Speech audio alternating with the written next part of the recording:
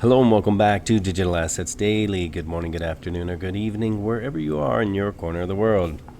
North America, Japan, and Korea investors purchasing XRP actively.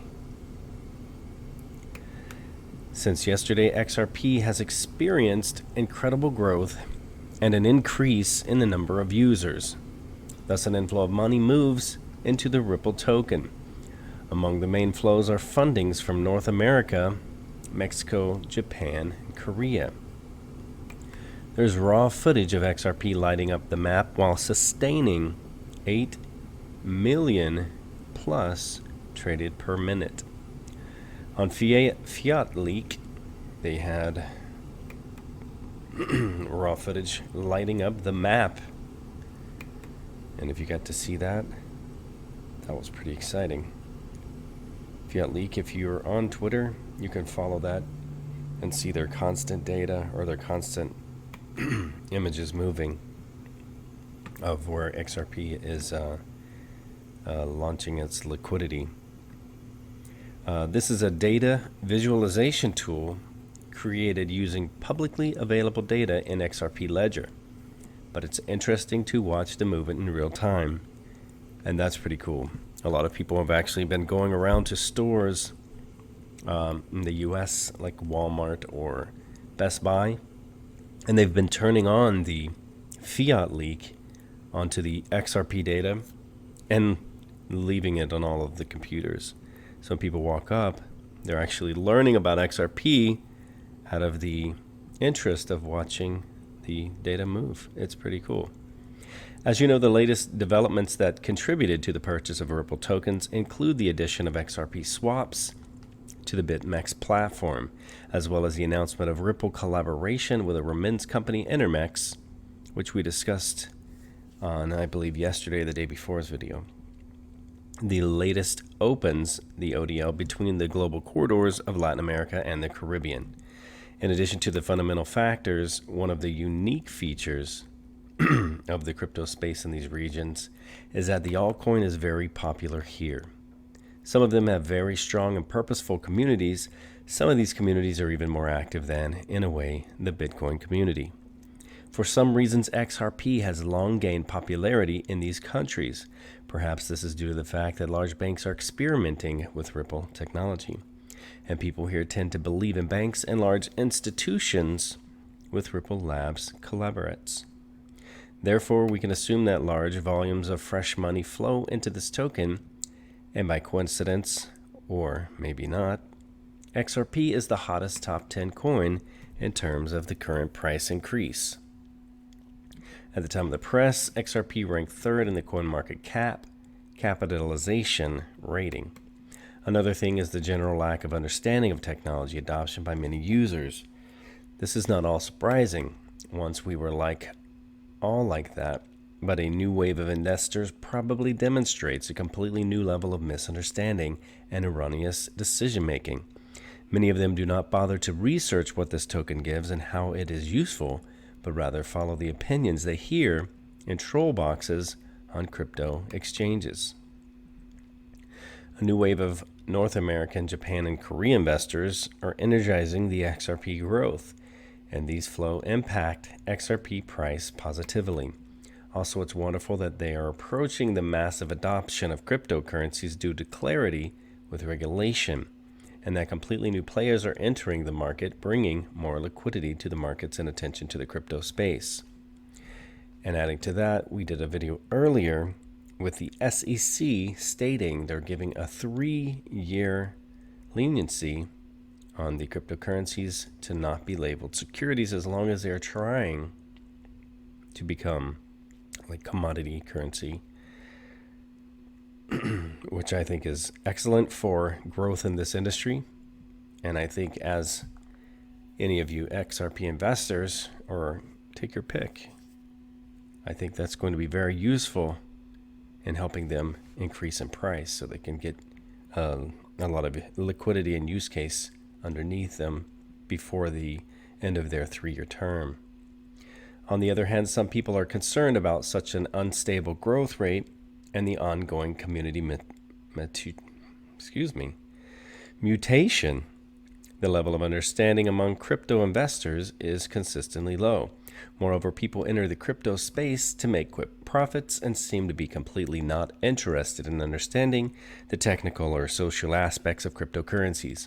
Many do not even know what a wallet or private keys is until they spend a lot of money on some coins. On the next article, we have SBI becomes RippleNet's leading remittance partner. And that's going to be a new level of excitement as everyone is familiar with MoneyGram being their largest remittance partner at the current time.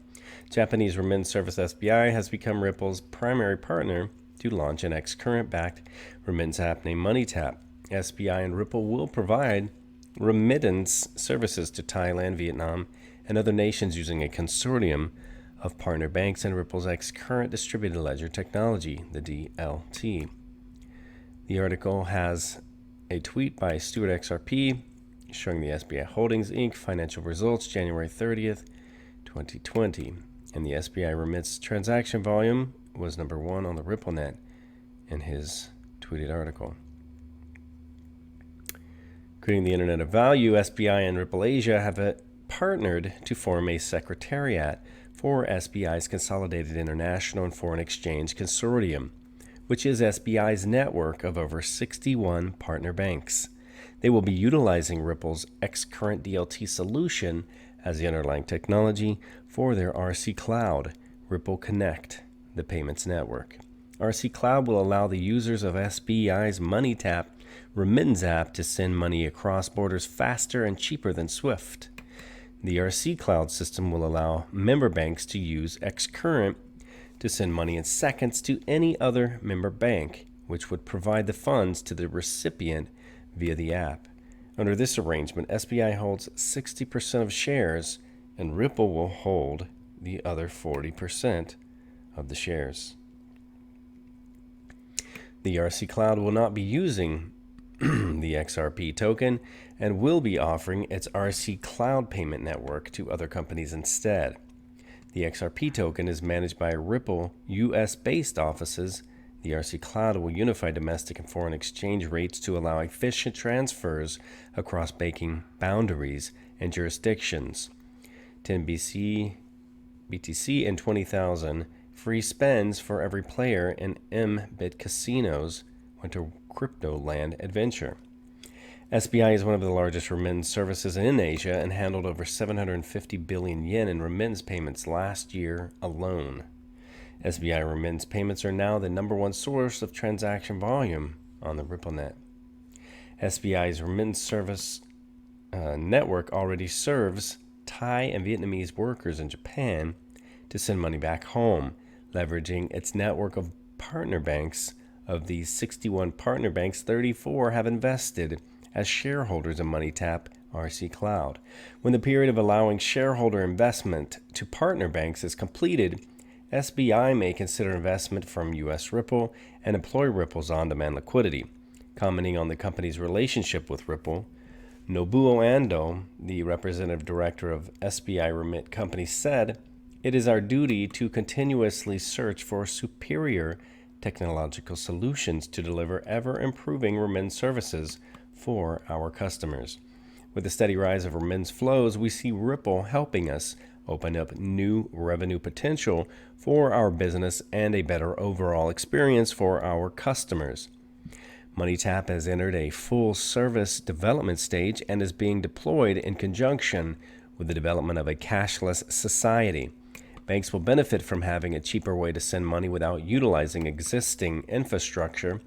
Prepaid charge providers will have the interbank fees rolled into one easy-to-pay fee and not have to pay for connecting bank development costs. SBI has made XRP token holders bullish with this announcement, but the RC Cloud system and MoneyTap app have very little to do with the token. This should be seen as an advance for X-Current rather than a bullish sign for XRP. The Ripple XRP partner MoneyGram makes foray into Singaporean market. Our last article for this video. The Ripple's partner MoneyGram has announced the launch of a website for customers in Singapore, the market that is responsible for 7.2 billion USD annual outflows. From now on, the residents of this tech-savvy country will be able to use the company's digital services for conducting cross-border payments. Customers are increasingly valuing the investments we've made to enhance their experience, and we're thrilled to bring these capabilities to the digitally savvy population of Singapore to send money to friends and family around the world, said Camilla Cheadle, the Chief Operating Officer at MoneyGram. MoneyGram's digital expansion was the need for accelerating digital growth and explained by increasingly tough competition in the remittance business. Multiple money transfer operators are scrambling to launch mobile wallet apps to catch up with growing smartphone penetration. As reported by You Today, 80% of all MoneyGram transactions during the company's record-shattering holiday season were made with the help of mobile phones. Facing intense competition, MoneyGram, Western Union, and other legacy players have to compete with a plethora of fintech startups, such as InstaRim and FlexM in the Singaporean market. The former is one of RippleNet members in Southeast Asia that relies on blockchain for processing transactions in real time.